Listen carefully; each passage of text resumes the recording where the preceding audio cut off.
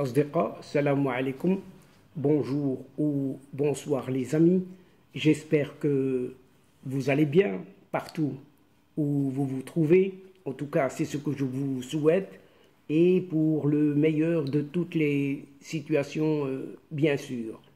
Bienvenue sur votre chaîne Bled Maralibia, qui a tant besoin de vous, oui, tant besoin de vous pour la faire connaître, oui, pour la faire connaître partout où vous êtes.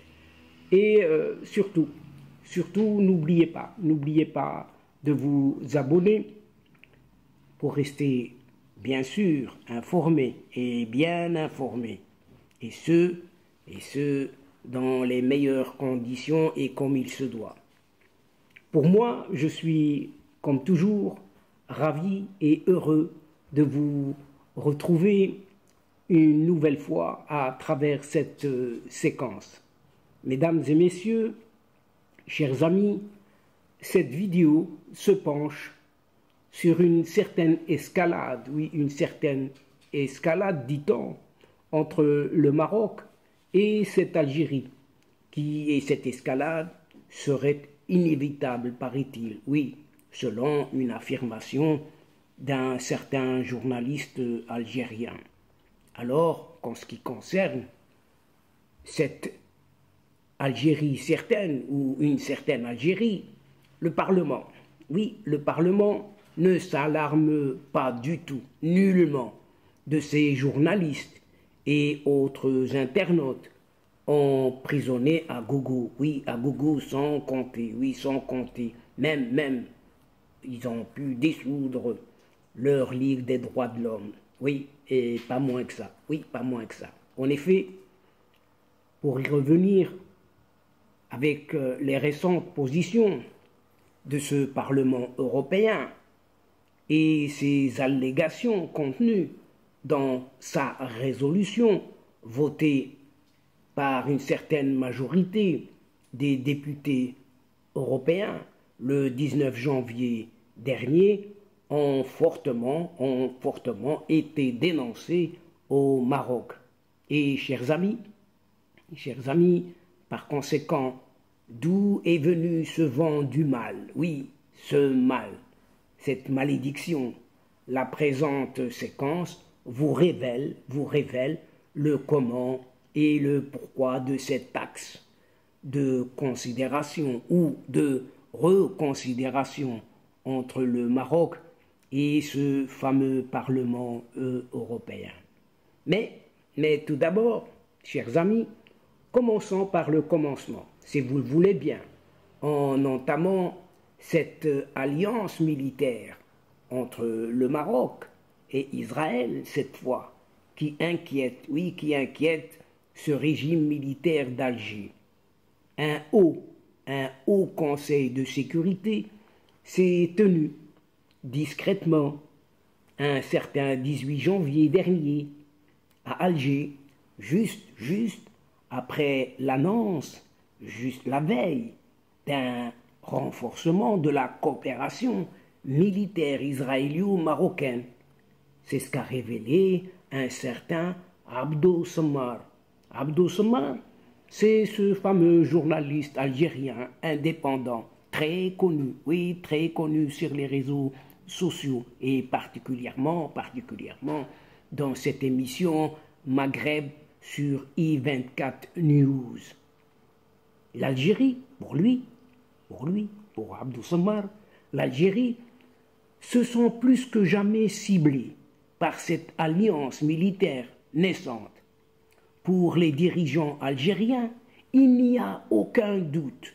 Le Maroc veut faciliter le déploiement sur son territoire des forces armées israéliennes et veut acquérir des équipements israéliens très sophistiqués. En tout cas, c'est ce qu'a affirmé toujours ce journaliste indépendant, Abdo Samar.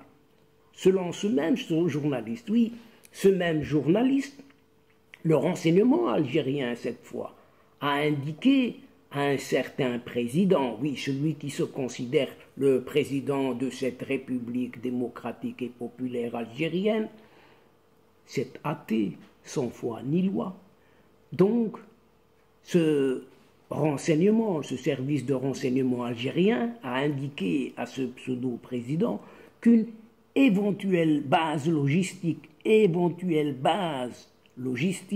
de drones israéliens pourrait être installée du côté d'une certaine ville, une grande ville de Oujda. Oujda, c'est une capitale, c'est la capitale de la région orientale du Maroc, pas très loin de cette frontière algérienne. On a du mal, oui, on a du mal à vérifier, toujours selon Abdo Sammar, à vérifier la véracité de ces informations. Mais du côté d'Alger, on est certain que le Maroc et Israël sont plus unis que jamais et que les rapports de force sont en train de changer radicalement au Maghreb. L'implication militaire d'Israël dans la région est en train de favoriser le Maroc, a toujours poursuivi le journaliste Abdou Sammar, et qui déclare en plus ceci: une escalade entre le Maroc et l'Algérie serait inévitable dans l'esprit des dirigeants algériens. Il poursuit: l'Algérie se définit comme le dernier bastion du nationalisme arabe, le dernier pays anti-sioniste qui milite ouvertement contre la normalisation des relations avec Israël. On ne sait si c'est vrai ou pas. Ça reste à vérifier. Un complot, oui, et le mot est lâché, selon les dirigeants algériens, qui craindraient que le Maroc soit beaucoup mieux armé que cette Algérie. Selon l'Algérie, un Maroc soutenu militairement par Israël pourrait purement et simplement écraser très facilement le Polisario et réaliser les velléités expansionnistes du Maroc dans la région. Explique toujours ce Abdo Sammar. C'est pourquoi la France d'Emmanuel Macron est sollicitée pour une éventuelle aide. Le chef d'état-major, oui, ce vieillard de l'armée algérienne, ce dégoulinant, pouillon, Saïd Changreha, on le reconnaît à sa mauvaise odeur, a effectué la semaine dernière une visite officielle à Paris pour demander, selon le site Maghreb Intelligence, la même technologie que les satellites espions marocains, entre guillemets. Pour le journaliste algérien, toujours Abdou Sammar, cette requête, donc de demander ces fameux satellites, ces technologies attribuées au Maroc, eh bien cette requête vise à contrecarrer, soi-disant, la puissance militaire israélienne qui serait du côté du Maroc.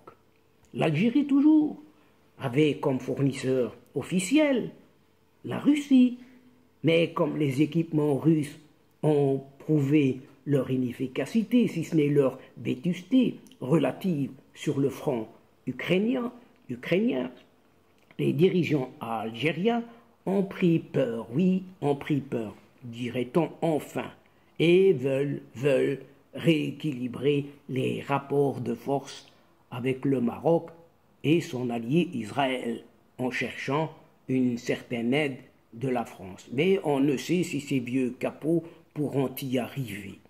Et justement, en attendant cette éventuelle aide française à ce régime militaire algérien, eh bien, ceci nous tend directement ce bâton, ce fameux bâton de transition, pour évoquer cette fois ce double versant,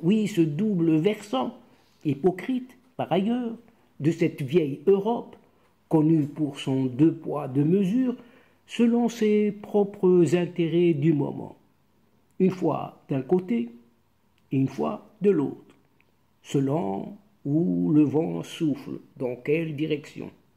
Et avec cette mise en évidence certaine, relative à cette résolution de ce Parlement européen, dont cette même Algérie a mis beaucoup, oui, beaucoup d'argent dans un certain lobbying, sans que cela dérange nullement ses eurodéputés, dont la corruption et autres droits de l'homme sont jugés ou même préjugés dans leur microcosme européen. De toute façon, à géométrie variable, oui, à géométrie variable, selon celui qui offre le plus, oui, celui qui offre le plus. Le Maroc ou cette Algérie, oui, mais il paraît qu'il y a eu beaucoup d'argent, on ne sait, du pétrole ou du gaz qui sort vainqueur. En effet, réunis en session plénière commune lundi, le Parlement marocain ici, cette fois-ci, de ces deux chambres, oui, ces deux chambres, a décidé de reconsidérer ses relations avec le Parlement européen. Le politologue, un certain Driss Aissaoui, a estimé que le Parlement européen, en affirmant que le Maroc a des problèmes de respect des droits de l'homme, de respect de la liberté de la presse et de la justice, etc., vient de se rendre coupable d'une initiative qui est très souhaitée. Une initiative très mal reçue par les politiques au niveau du Parlement marocain, a souligné toujours Driss Aissaoui. Le Parlement, qui a d'ailleurs organisé une session conjointe entre la première et la deuxième chambre ce lundi 30 janvier 2023, a permis aux deux chambres d'exprimer leur désapprobation par rapport à ce qu'on pourrait appeler l'immixtion de ce Parlement européen dans les affaires internes du Maroc, a soutenu ce politologue Driss Aissaoui. La résolution européenne remet en cause l'indépendance du pouvoir judiciaire au Maroc, alors que depuis 2017, nous avons une autorité judiciaire totalement indépendante du ministère public. Et c'est une première, même par rapport à un certain nombre de pays européens. C'est une première aussi, dans la mesure où nous avons le ministère public qui est tout à fait indépendant, légal, et qui traite tous les justiciables sur le même pied d'égalité. Comment voulez-vous qu'un Parlement, par le truchement des jeux de majorité et minorité, etc., puisse juger un pouvoir judiciaire aussi fort que celui que nous avons au Maroc et qui a fait l'objet de grandes réformes, a expliqué Driss Aissaoui.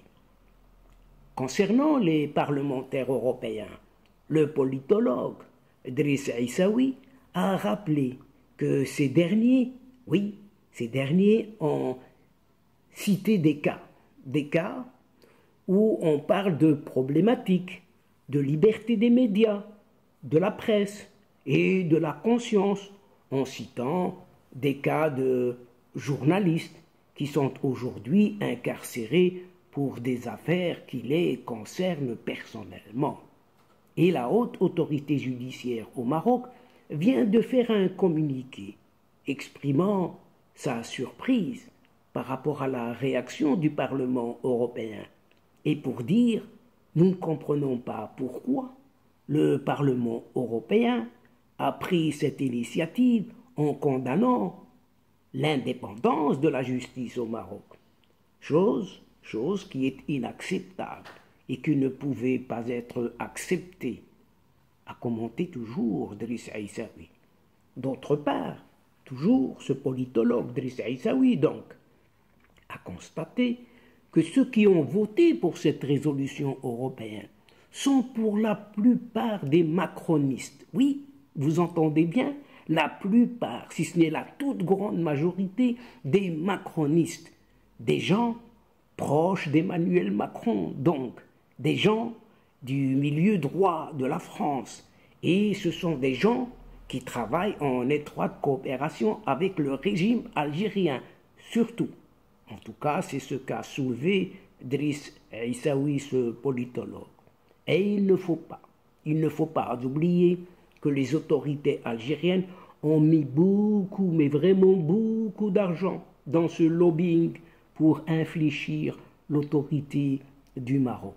Or, comment voulez-vous donner de la crédibilité à cette situation alors que le Maroc est un partenaire stratégique de cette Union européenne et de l'Europe de manière générale, a tenu à rappeler Driss Aissaoui. Notons par là que le Royaume du Maroc dispose depuis un bon moment d'un statut avancé dans ses relations avec cette Europe. Citant juste comme exemple, ce haut commissaire européen, ce Joseph Borrell, qui était tout récemment en visite au Maroc et qui a déclaré ceci. Le Maroc, ou le royaume marocain, est un pays qui a de la valeur et avec lequel l'Europe travaille avec beaucoup d'intelligence.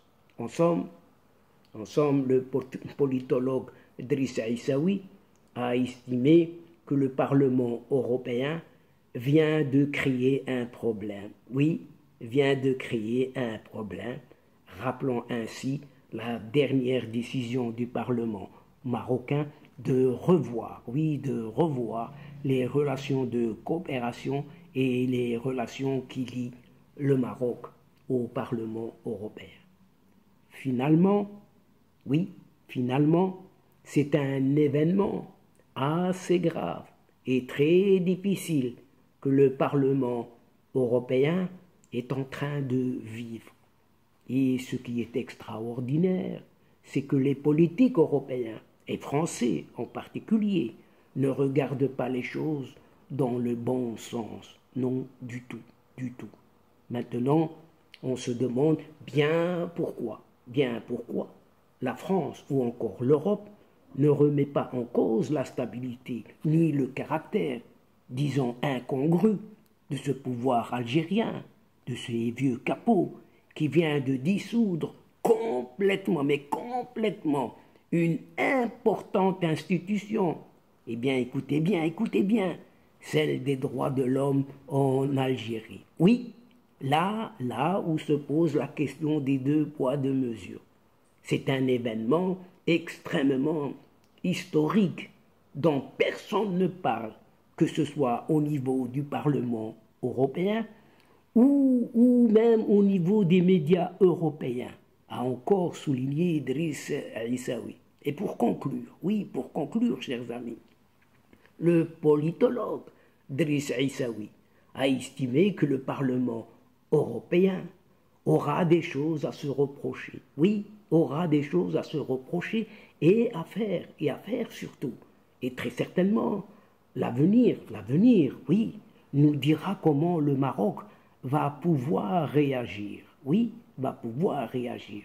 Mais ce qu'il y a d'extrêmement important à remarquer, dit Driss Aissaoui, et ce qui dérange surtout, c'est la présence du Maroc en Afrique et sa politique africaine qui lui crée bien des problèmes avec les pays européens, comme la France entre autres et surtout, et qui ont cette France qui ont perdu leur pied et leur position au niveau de cette Afrique et ne souhaitent surtout pas que le Maroc puisse continuer dans ce sens-là, appelant ainsi à être encore plus vigilant et attentif à cette situation.